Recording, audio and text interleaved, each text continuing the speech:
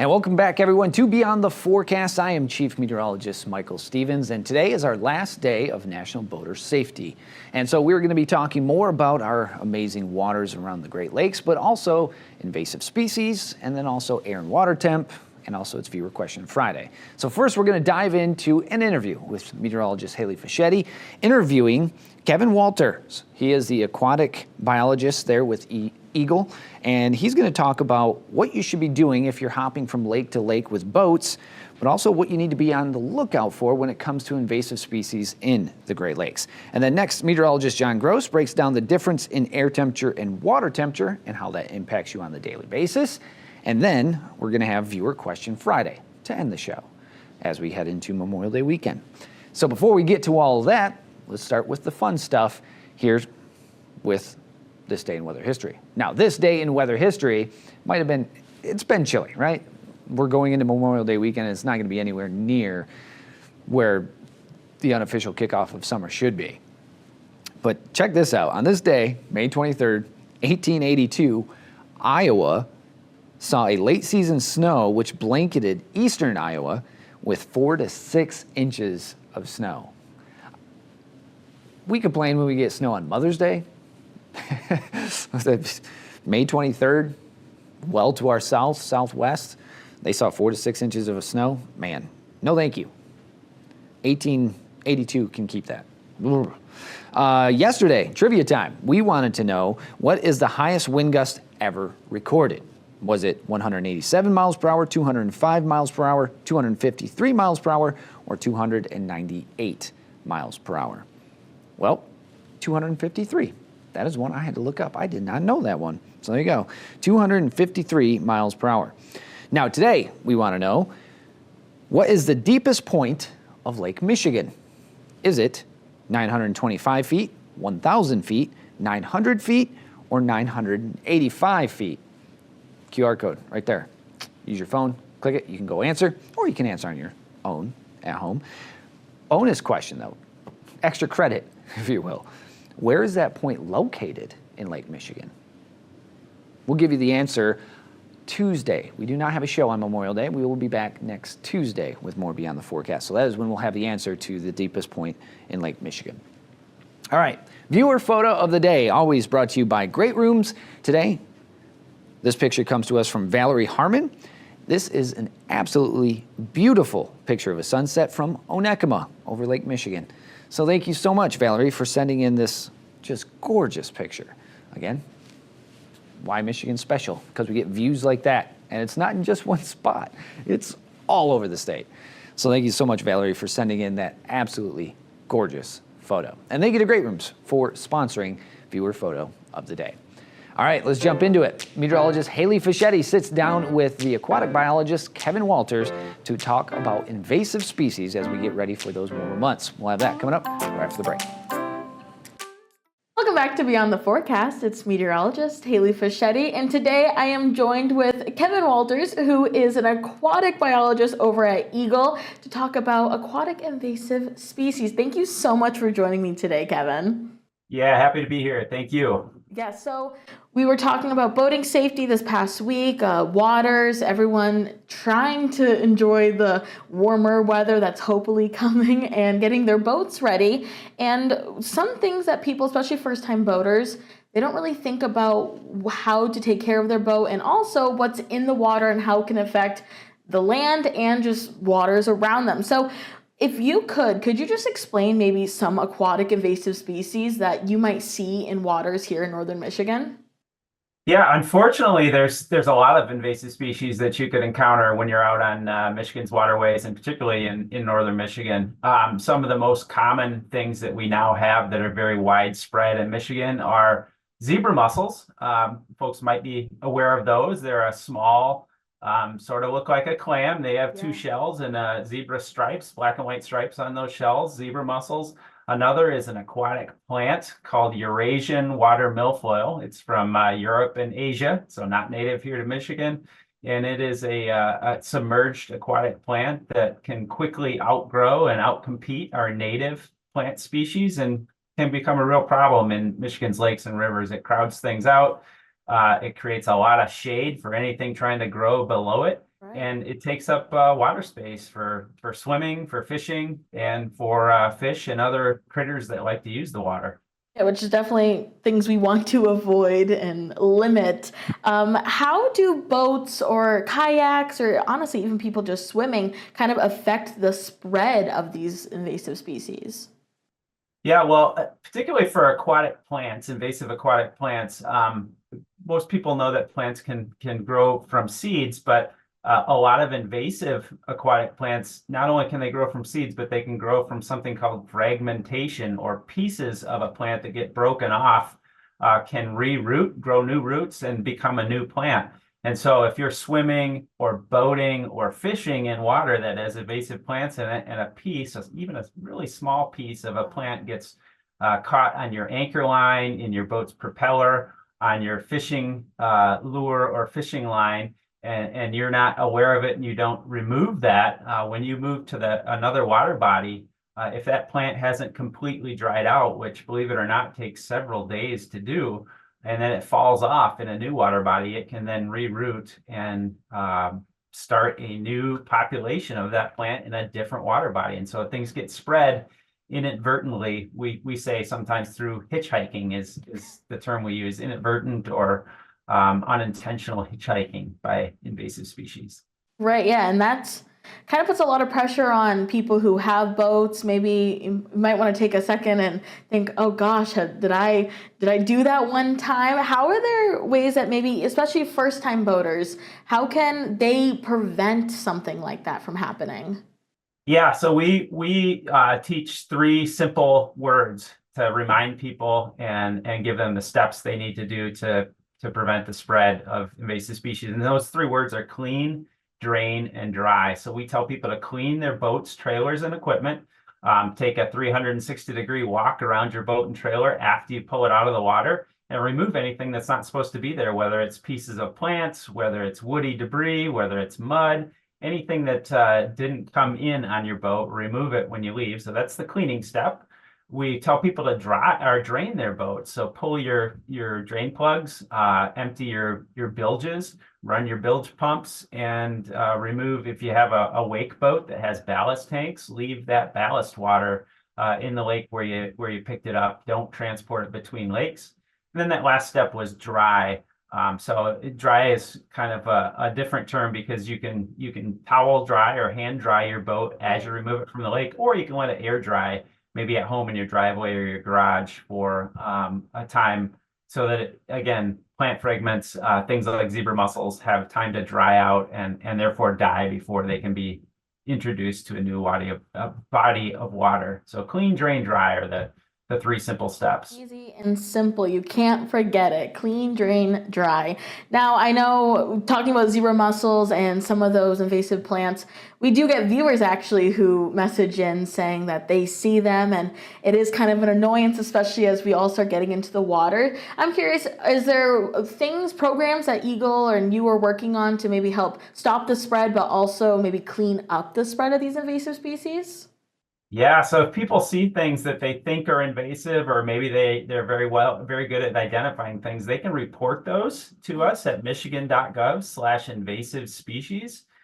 We have a report button on that website, and so you can tell us where you think you saw a plant, an animal, anything that you think might be invasive, and we keep a database so that we know where things are, and in certain cases, depending on what the species is, we have resources to help treat and remove those species if it's something that we call a watch list species. So a really high priority species that is not widespread yet in the state. Things like Eurasian water milfoil, once they get into your lake, zebra mussels this applies to as well. There's not a lot we can do. There aren't controls that can remove it, but there's a lot of species that are not yet here in Michigan, or are in very limited distribution in Michigan, and those types of things, we still have a chance at keeping them out of Michigan's lakes and rivers. So if something like that gets reported, we have a decent chance at removing it and keeping it from becoming established in Michigan.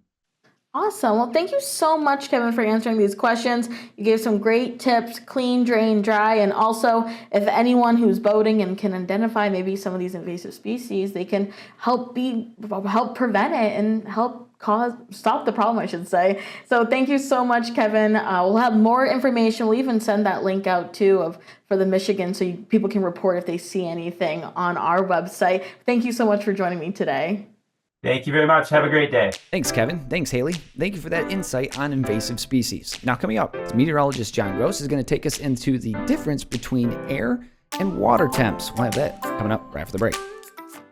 Hey there, everybody. Meteorologist John Gross, and today we're going to continue to talk about marine safety as we are now starting to get into the warmer months of the year. We're approaching the summer season, especially here in the Great Lakes, and that's going to incline people to visit the lake, visit the ocean, visit any body of water to start to cool off, because we're starting to talk about some warmer temperatures. But one phenomena that we could see here, and we do see it here, time and time again, especially here in the state of Michigan, as we are surrounded by 5 Great Lakes, is what we call a lake breeze. And you probably have heard of the term before, but this is something that usually occurs as we're going into the peak heating hours of the afternoon. So we're talking about high noon going into the afternoon hours. Now, we have to have, again, a body of water. We also have to have our landmass, and then we have to have, well, our beach or our lake shore here. So this is our setup, and let's go ahead and talk about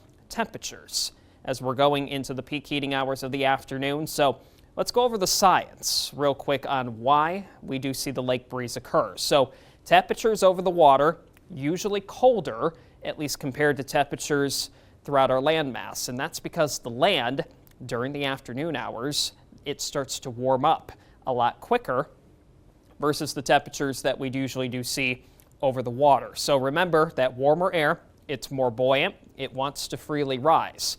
So as we continue to rise that air, or at least that air continues to lift from the surface, going farther up into the atmosphere, it has to be replaced with something. And that's going to be air coming off of the water, moving farther inland. So that's when we start to see those cooler temperatures, moving areas right near the lake shore. And then again, depending on how strong that lake breeze can be, you can have the boundary, at least our temperature boundary right here, moving a half a mile, depending on exactly where you're located farther inland, and temperatures near the immediate lake shore can be a little bit colder. So if your beach day is going to be throughout the afternoon hours, and we're talking about a lake breeze potentially setting up, the temperatures could be a little bit colder right near the immediate lake shore, as well as just the water temperatures themselves. It takes a longer time to warm up water versus the landmass. So even the temperatures of the water itself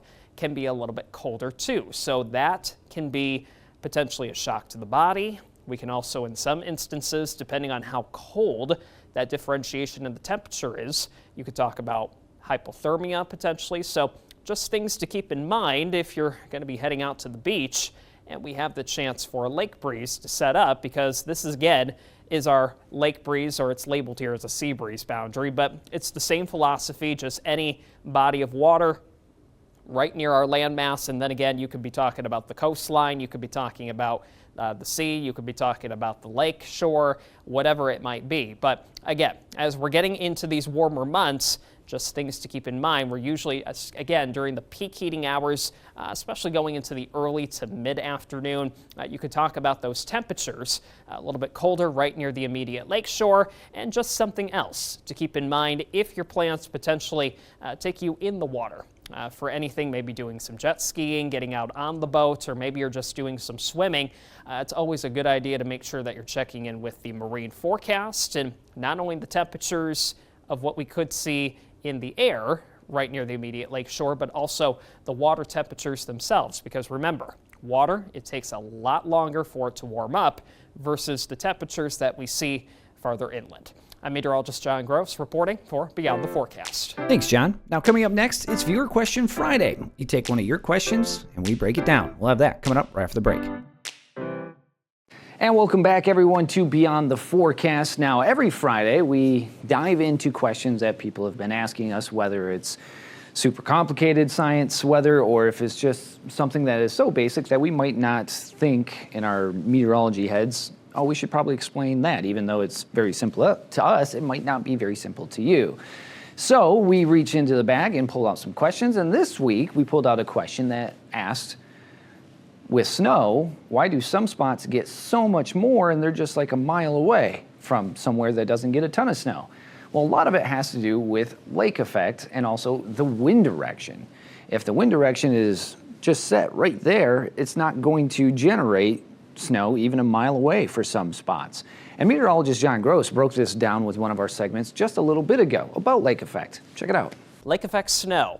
It can be very, very localized, but if you are in that sweet spot where we're talking about these lake effect showers, let's go ahead and go over the science and what exactly is lake effect snow. So we're going to pretend this is Lake Michigan, and we're going to be talking about the setup here. Usually the surrounding land is generally colder than the body of water itself. So even though the temperatures of the water above freezing, you can talk about those numbers in the upper 30s, if not even some 40s, relatively speaking, it's warmer than the surrounding landmass. So colder land, warmer water. That's going to be the initial setup. As we get the winds coming in from generally the north, the west, or really the northwest, that's the classic direction that we talk about for lake effect snow. That wind eventually starts to move over the relatively warmer waters. And once we start to get that, we start to get that warming process, otherwise known as lift. So the warmer air will rise, taking that moisture with it directly off of the lake, hence lake effect. So now we have the clouds starting to build. We have what we call evaporation and then eventually condensation. So now we have our clouds with that chance not only for lake effect snow, but even in cases when it's warm enough, lake effect rain, and then eventually that wind will take that lake effect band over the landmass downwind, and that's where you can start to eventually see a lot of snowfall or even rainfall too, but generally when we're talking about lake effect, it's usually snowfall and localized amounts. If you're in that sweet spot for the lake effect snow, it can add up to several inches, or we've even seen lake effect events to where it's added up to several feet of snow just within days or even several hours. We can get lake effect rates or at least snowfall rates easily over 1 inch to even near 2 inches per hour. So that's the setup, at least the science behind how we get lake effect to at least evolve or develop. And these again are the sweet spots when we talk about the lake effect snow bands, or at least the classic facts. Now, one term that you might have heard of, but a lot of us meteorologists will look at, this is kind of determining how strong those lake effect bands are going to be. We call it fetch. Now, here's the definition of it: the distance wind travels over the lake. So remember, you need that colder air moving over the relatively warmer waters, in this case the Great Lakes, and the longer that fetch is, the heavier or at least more concentrated the band of snow or even rain can be. So the lake shape matters relative to the wind direction. So for us, again, from the north, from the northwest, or even the west, we're talking about that lake effect snow. Now, Lake Erie or Lake Ontario, that would be more susceptible for a westerly wind. But as you're talking about Lake Superior or even Lake Michigan, we talk a little bit more about that northwest wind. So the longer the fetch, here's the main takeaway when we're talking about fetch: the longer that fetch, the heavier the lake effect band, in this case the snow band, will be. The shorter the fetch, you can do the opposite of it, the lighter that snowfall band is going to be. So if you can have more area of the lake picking up that moisture and then eventually taking it downwind of wherever that snow or rain is going to fall, that's usually a good indication of where you're going to be seeing a lot more of that precipitation. So if you are ever out traveling, we know dear and well here, especially near the Great Lakes, when you're talking about lake effect snow chances and we talk about visibility concerns, it can deteriorate very, very quickly. A little bit of science and weather and how lake effect works. And when you get those bands set up, some areas could see foot or more snow, while just down the road, you see nothing. And it's all based where that fetch and wind is. That's why you see areas in the snow belt that we call them traditional northwest winds. Those areas tend to get way more snow than some spots just down the road. So for meteorologist John Gross, for meteorologist Haley Fischetti, I'm Chief Meteorologist Michael Stevens. Thank you for joining us for this week of Beyond the Forecast. If you are going to be out and about, have a wonderful and safe Memorial Day weekend, and we will see you back here on Tuesday for more Beyond the Forecast. Be good, stay safe, take care. Have a wonderful, official, unofficial kickoff to summer this weekend. We'll see you next week. Bye, everybody.